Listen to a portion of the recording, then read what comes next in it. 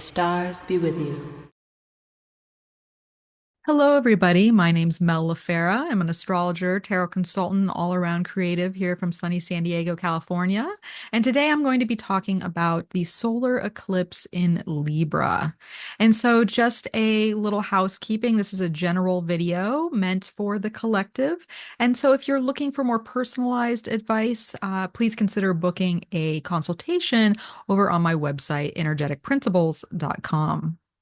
So the solar eclipse in Libra is going to happen on Wednesday, October 2nd, 2024 at 11:49 a.m. Pacific time, at least here in San Diego, and it's at 10 degrees and 3 minutes of Libra.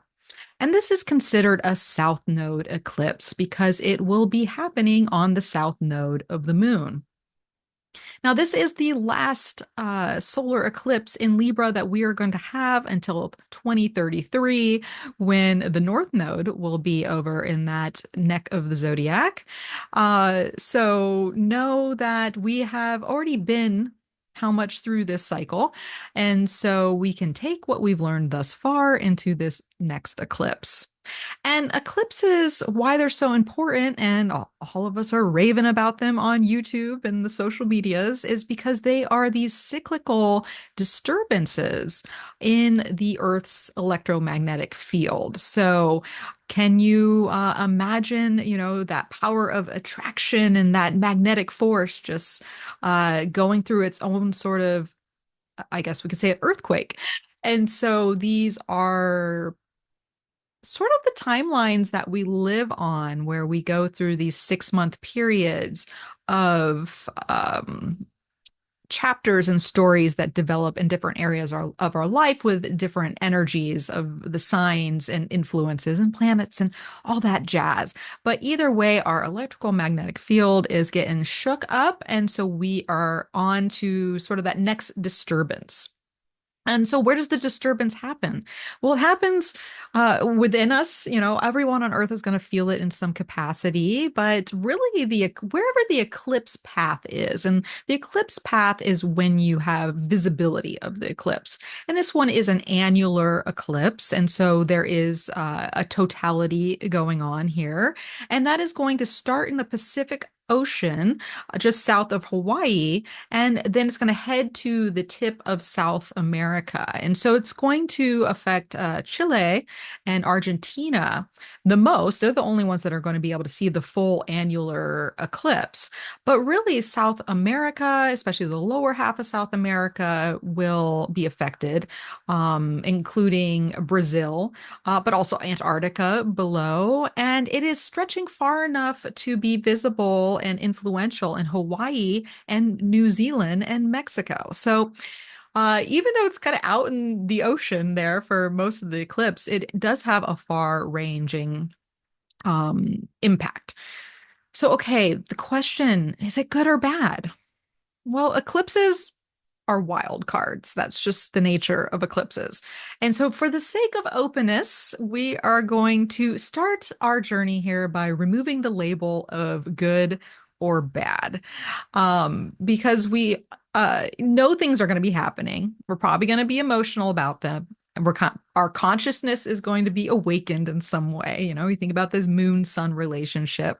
And so here's the thing. We're going to start from a neutral place, because what's positive can give us stresses later, and what's difficult now can be good fortune down the road. So we're going to come at this neutrally, balanced, very Libra, right? So just wanted to state that.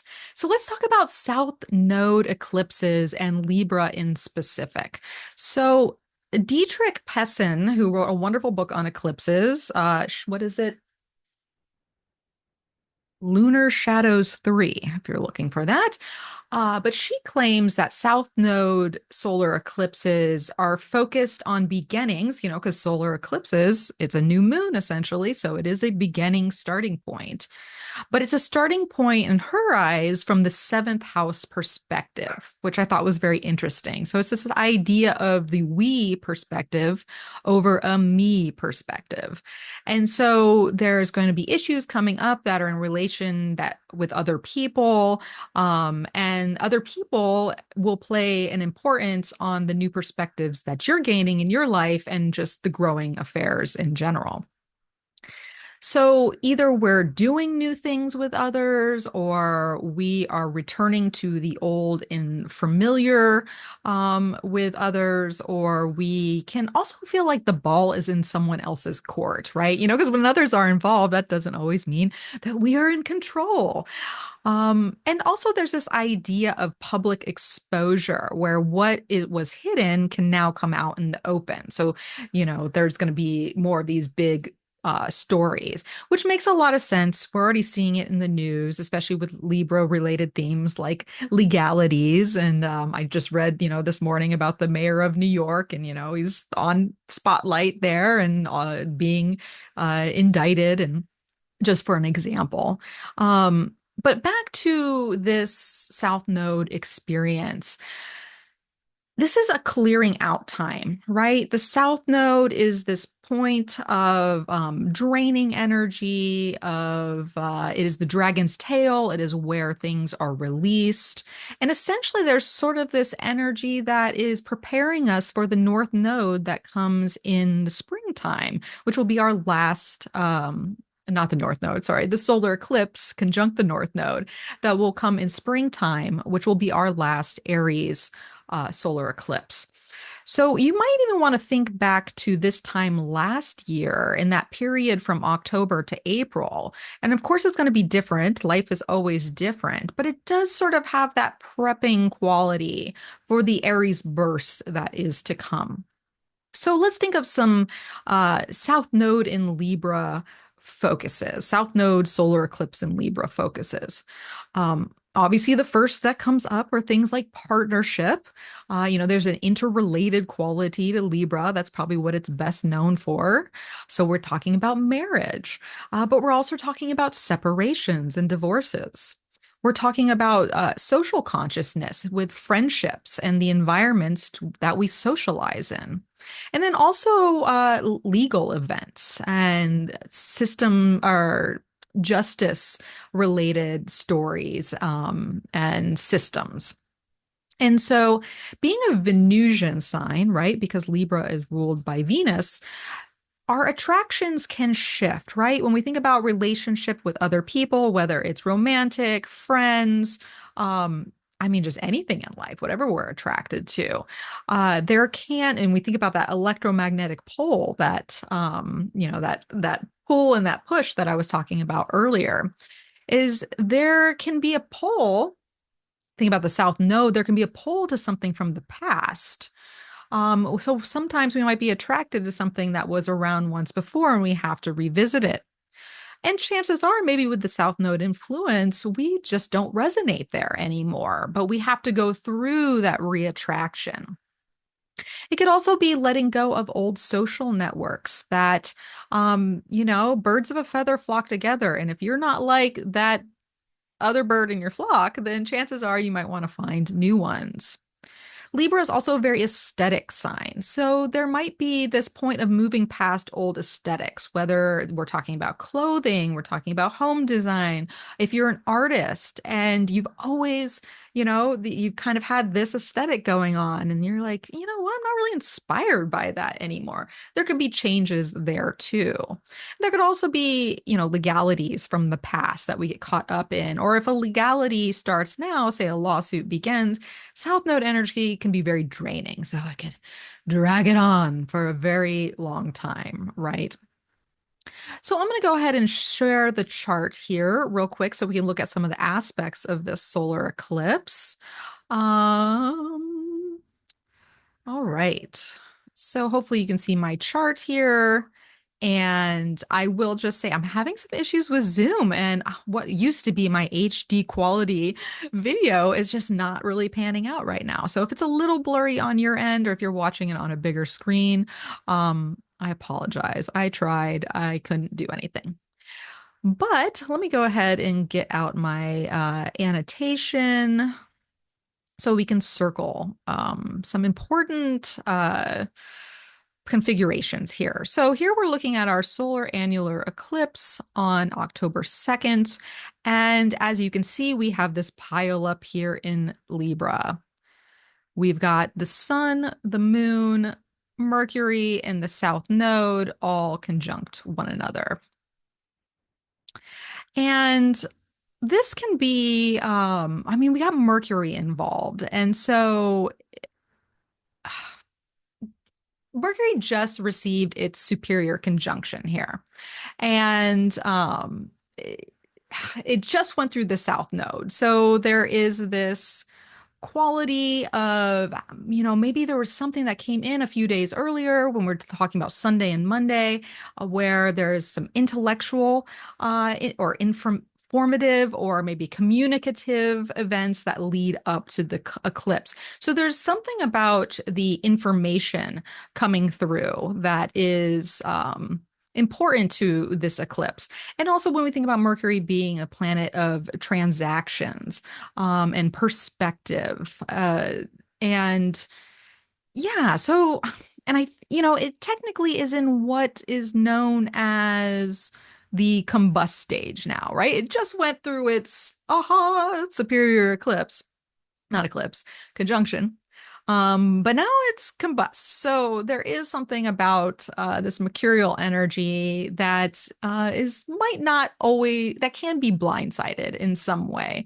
But there's definitely going to be some form of perspective, information, or communication that is a very big part of this particular eclipse.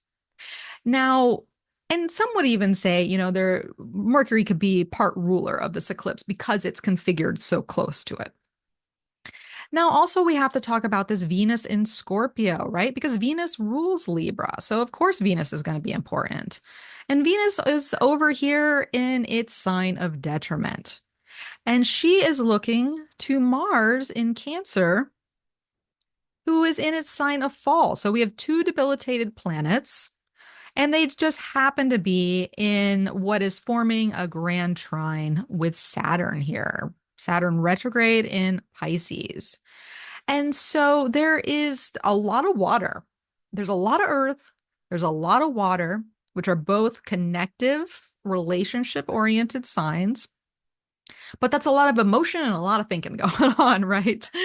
And with this connection between Venus, Mars, and the Saturn, there, especially with the debilitated planets, they're not necessarily well resourced, but they're trying to do their best to work together and to be real about the longevity of something they care about, or a commitment that they're in, or a relationship, or this sense of balance.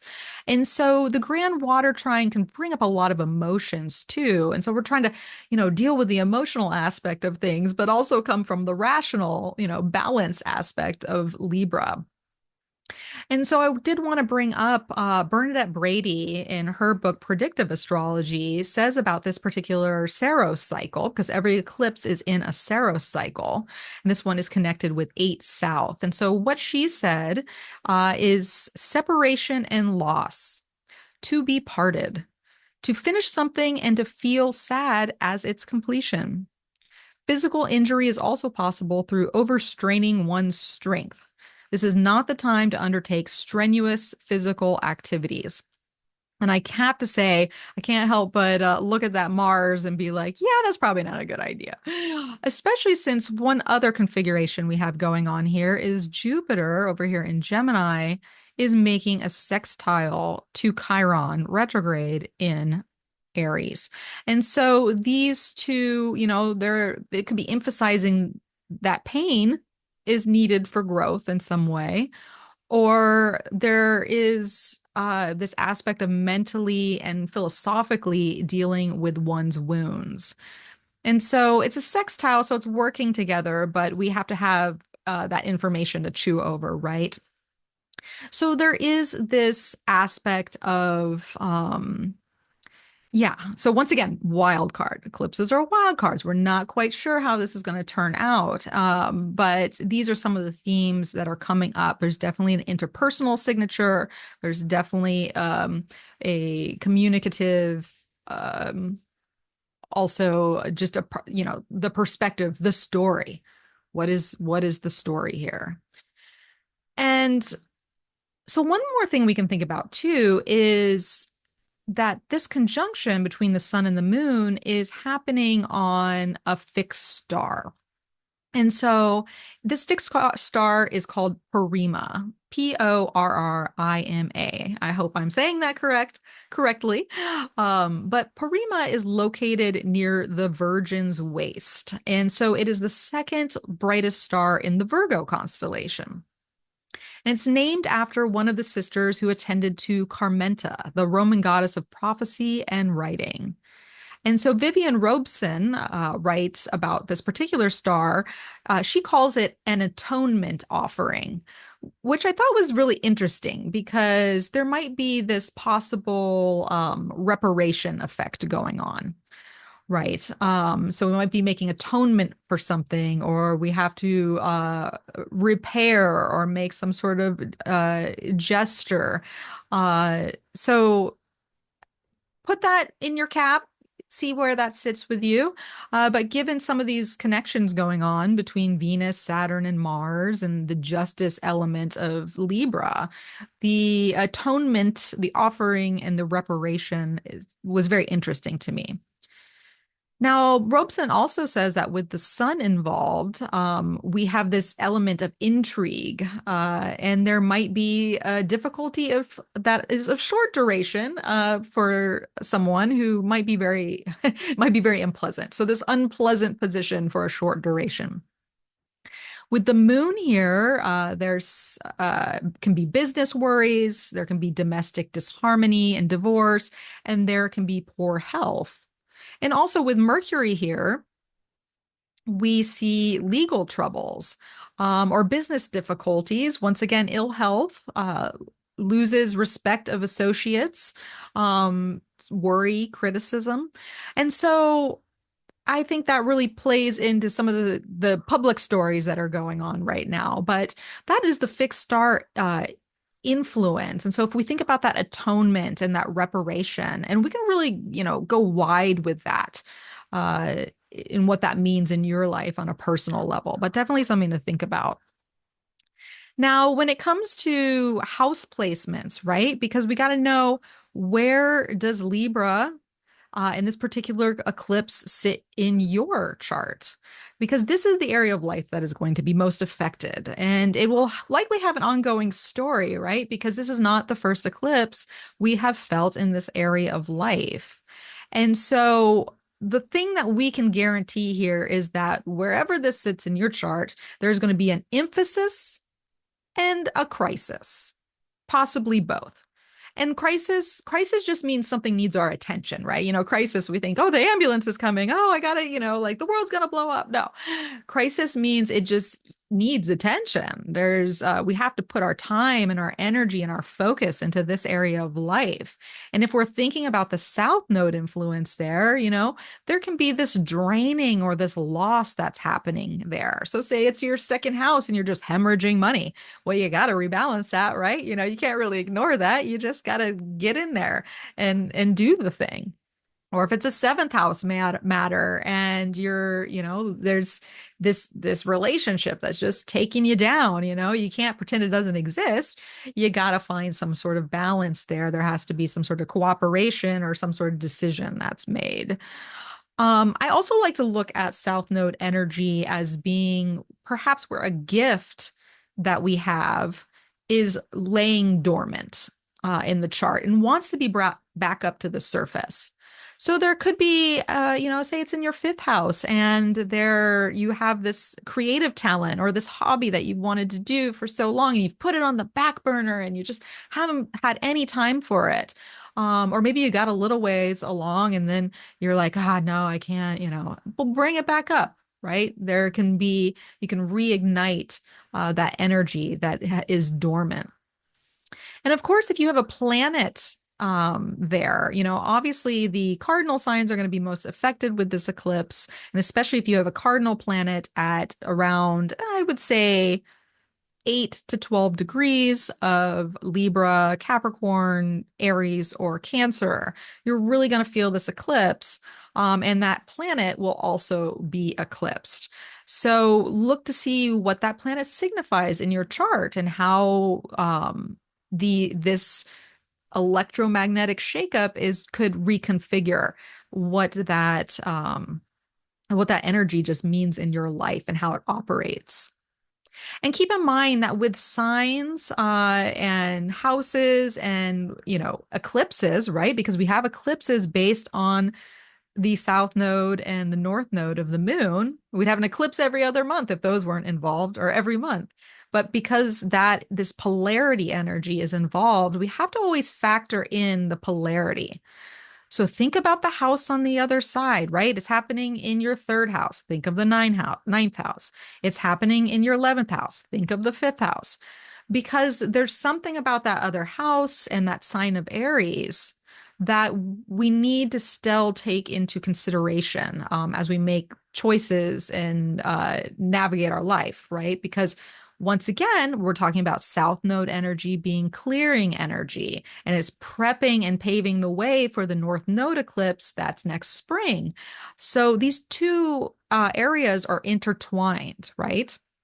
So definitely keep that in mind.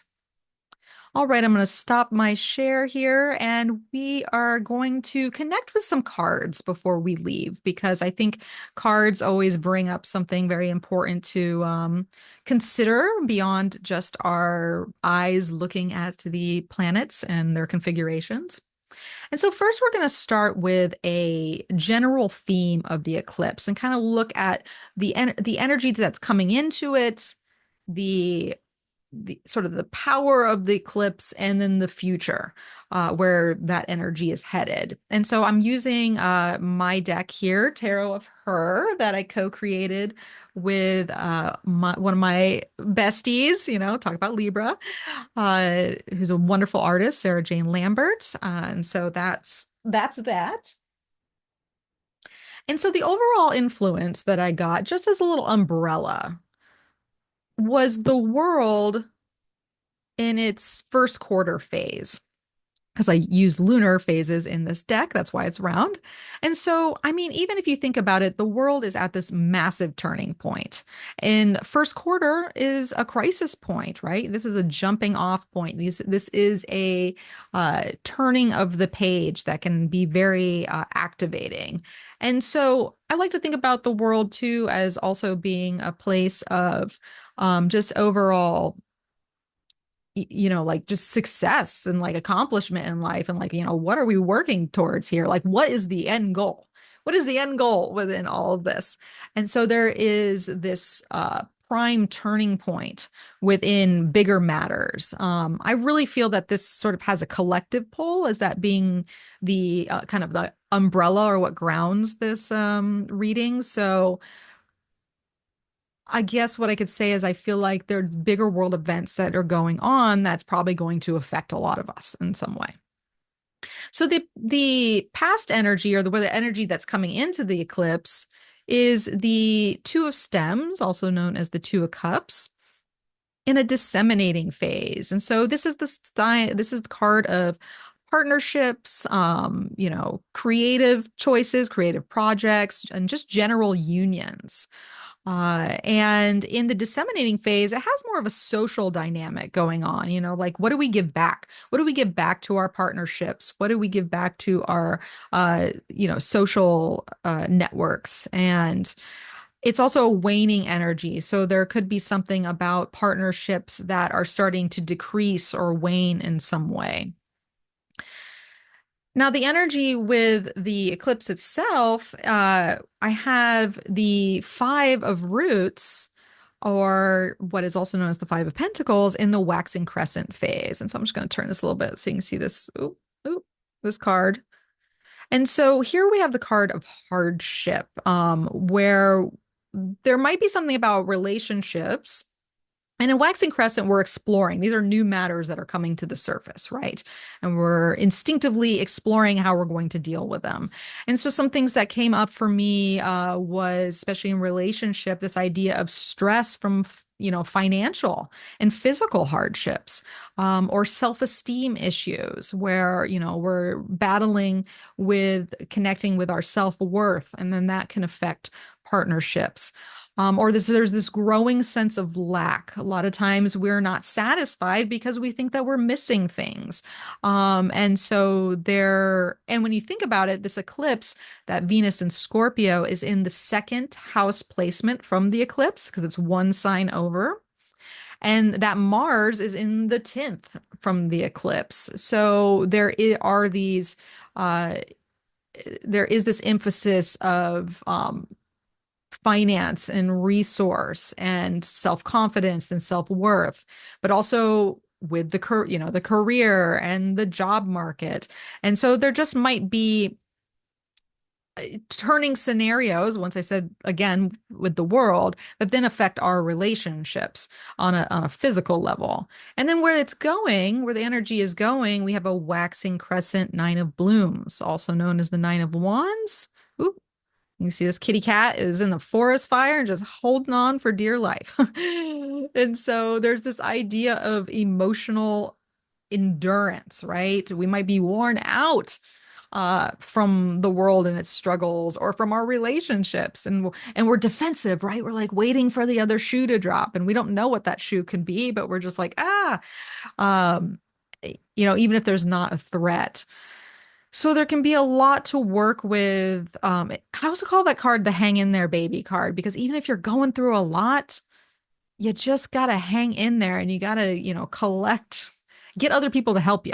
That's a big thing about, nine of blooms or nine of wands energy is that delegate. You don't have to do things alone, get some help. So I found that it to be an interesting pairing overall.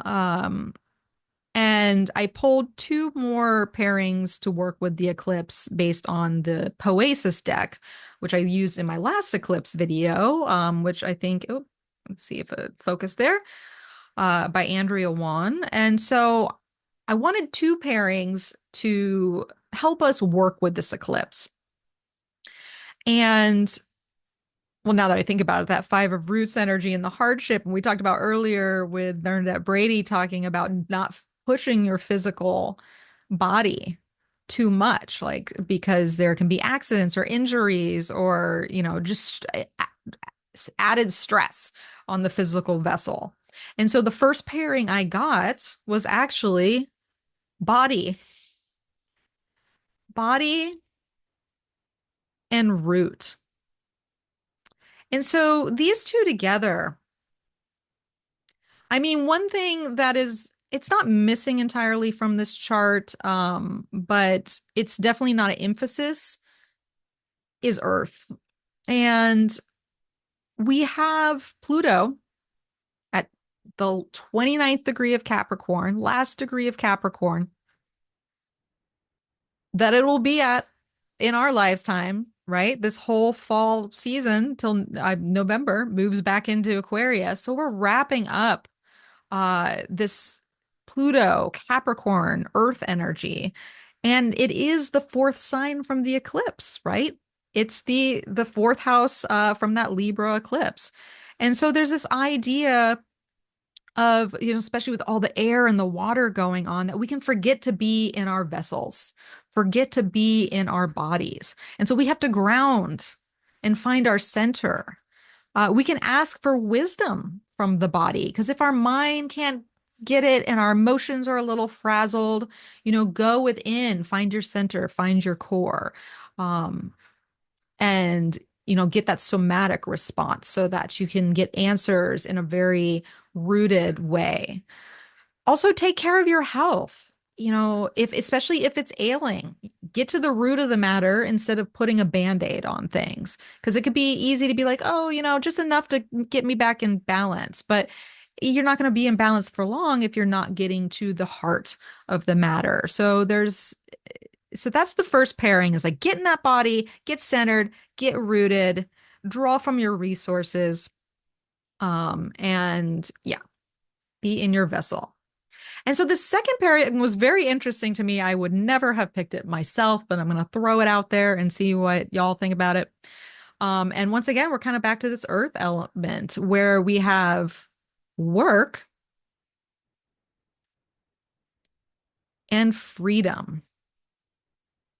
And so I thought this was an interesting pairing too, because if we're looking at the chart once again, well, I guess I don't have the chart up here, but if you can imagine it in your mind, Saturn is in the sixth house from the eclipse, and Jupiter is in the ninth house from the eclipse. And this is our major aspect of 2024 and 2025, the Jupiter Saturn opening square. And so I think this is where this advice comes in, where it's not directly configured to the eclipse. I mean, Jupiter is loosely in a sign-based trine, being in Gemini there. And well, I guess Saturn is. Who am I kidding? Saturn is in that grand water trine with Venus and Mars. But there is this kind of what I was pulling from these two cards together is just the variation of the words, like work for freedom. Find freedom in your work. Put in the work. And if it's not panning out, then release yourself and get that freedom. And so to me, this feels sort of like this adopting a work-life balance. What you're committed to this, you're putting effort into this, but you also have spontaneity and lightness and things that aren't related to all the mundane matters. A very American thing to say is freedom isn't free and you have to work for it, right? You're not guaranteed the freedom. So I thought that was an interesting interplay of work and freedom. Take it for what you will. But yeah, that is what came up. So I guess wrapping up here today, keep in mind, this is the last release opening for the Aries Libra eclipse cycle. This nodal cycle is about to go its way. The nodes are going to move into Pisces and Virgo in January. So make the most of it, right? Because these are opportunities to change these areas of life, especially if they're dragging us down or draining us or need to be reconfigured in some way. There's going to be that heavy focus on interpersonal dynamics, our social networks, justice, legalities, recalibrating for balance, and just that. How do we get that feeling of harmony in our lives and attraction, right? To be really in tune with what we resonate with and are attracted to, and knowing what we're attracted to and what we're not. And remembering that others are going to be involved in all this, right? We can't get away. Others are always going to be involved, and there's going to seem like there's fated events at play. But your free will is always your own. So keep that in mind. And remember that Aries is the other side of your chart that you're essentially using the Libra to clear out to get to that Aries eclipse. So if there's too much people pleasing, that's a very Libra thing. That can make, if you're uh, accommodating to too many people or too many things that are outside of you, by the time we get to that spring Aries eclipse, it might be more intense because then you have to swing back and pivot in a way that is just much more extreme than it would need to be if what needed to be worked out now is worked out. So focus on equaling those scales. All right, everyone, if you enjoyed this video here today, consider subscribing to me here on YouTube. You can also leave a comment below and tell me what you think this eclipse is going to be like. You can tell me where this eclipse is going to happen for you, or if there's anything that's going on with your life that resonated with the messages here today. Or, I'm always interested in chatting below, so leave a remark. And if you're listening to the audio version of this on Apple Podcasts, leave a review because it does help me lift me in the ranks so I can be searched much easily. There's a lot of astrology podcasts out there, so help a sister out. And of course, if you want to go deeper with your personal astrology, that is what I'm here for. You can book a personal consultation where you can connect with your natal chart, you can connect with these eclipses, you can connect with just the aspects of in transits and progressions that are ahead for you. And if you want to do such a thing, come on over to energeticprinciples.com and you can book your consultation there. So, all right, everyone. Well, I wish you the best as we go into this solar eclipse. Release, let go, connect with that Libra, ground in your body. And as always, may the stars be with you.